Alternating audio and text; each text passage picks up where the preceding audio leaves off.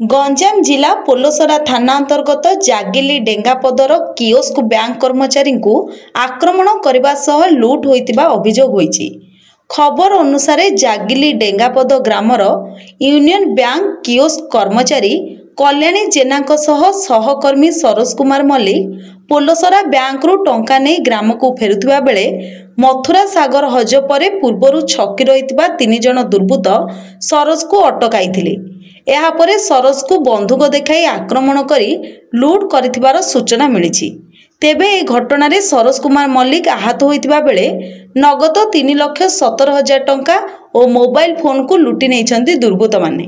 वर्तमान सरोज कुमार मल्लिक पोलोसरा मेडिकल में चिकित्सित हेउतिबा बेले घटनार खबर पाई पोलोसरा पुलिस घटनास्थल में पहुंची घटनार तदंत आरंभ करितिबा जଣା पड़िछि।